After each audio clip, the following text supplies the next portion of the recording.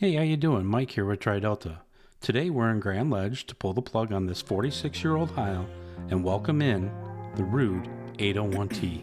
I work hard each and every day.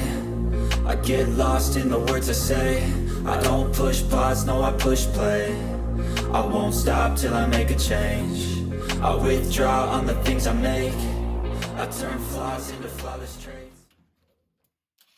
The order in which I remove furnaces varies from project to project. Here I decided to start with the vent, then I moved on to the electrical. Had the furnace just finished up with the cycle, I most likely would have started with the electrical, moved on to the gas, and then finished with the vent pipe.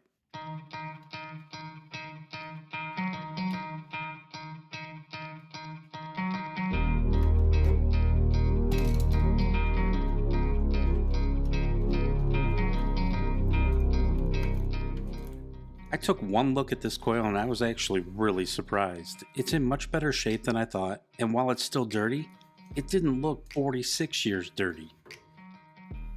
So this plenum is in pretty bad shape. Here I'm preparing to remove 17 inches off the duct to accommodate for the new height of the furnace encased coil. This will also provide me with 13 additional inches to create a new transition from the evaporator coil to the old duct.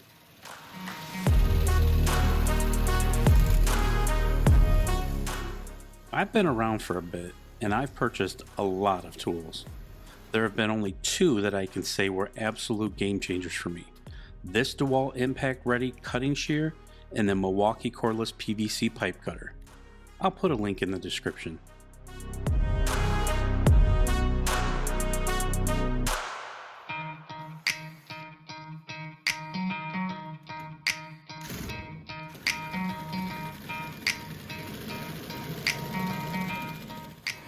Okay, she's out.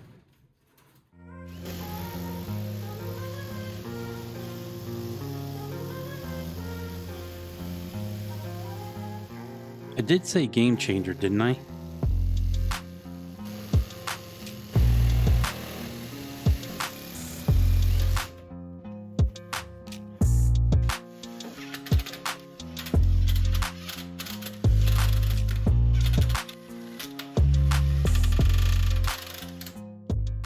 Okay, let's jump into the installation.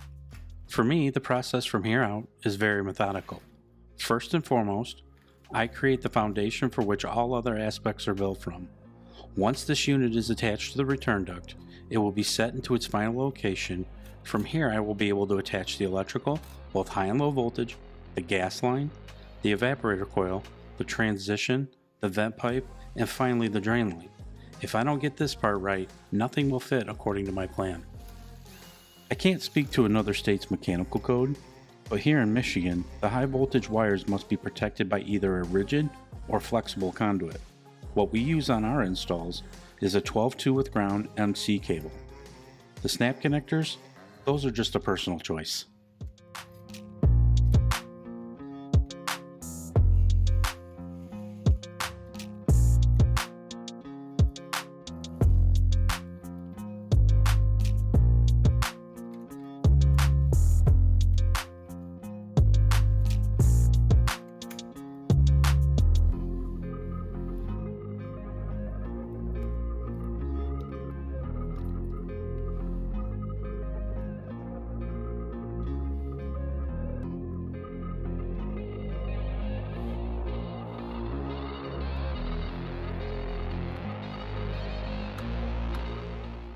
Okay, so in this clip, as I install the low voltage to the condenser, I wonder if you can pick out the mistake. I only noticed it just after installing the rest of the low voltage. If you picked up on it, let me know in the comments, and rest assured, it was corrected.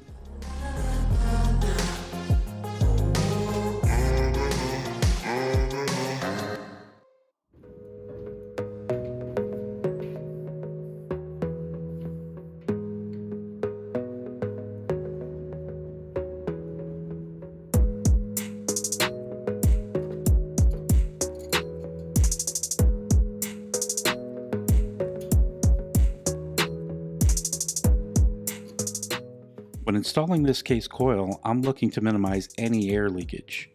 To achieve this, we always put insulating tape around the flange.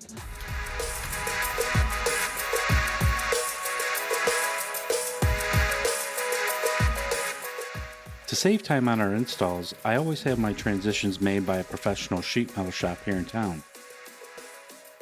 Time for a trick of the trade. If you don't want to crush the end of your S-lock, cushion the blow. Sometimes I use a cork band, this time cardboard, whatever gets the job done.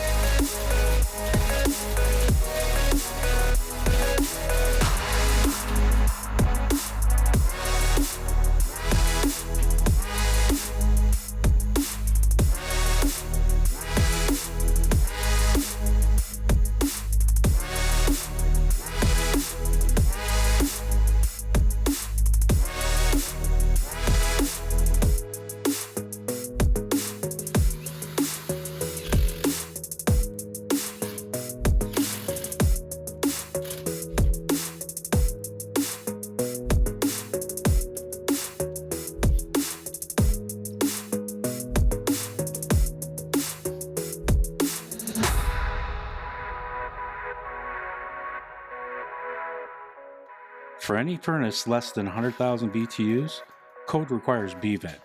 For this install, I'm going with that double-edged sword, a Maravent.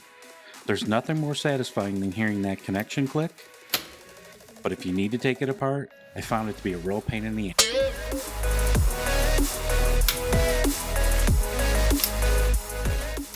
The line set ships in two pieces, the bigger insulated suction line and the bare liquid line. Here, I'm just connecting them for aesthetics along with the low voltage wire.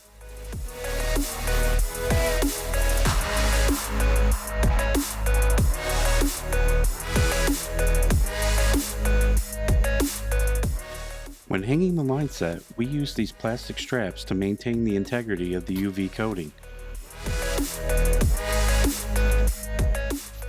That release of nitrogen verifies no leaks in the coil.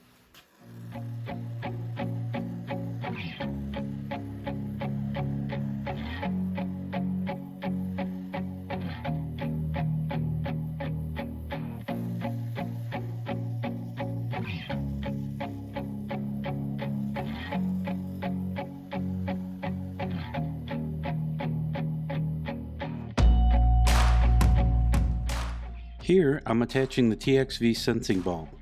Ruud requires it be placed on a horizontal line at either the 10 or 2 position. The Ruud 801T50. Thanks for watching. Please stay tuned for part 3 where we start up the units and test for normal operation. I don't push pause, no I push play. I won't stop till I make a change.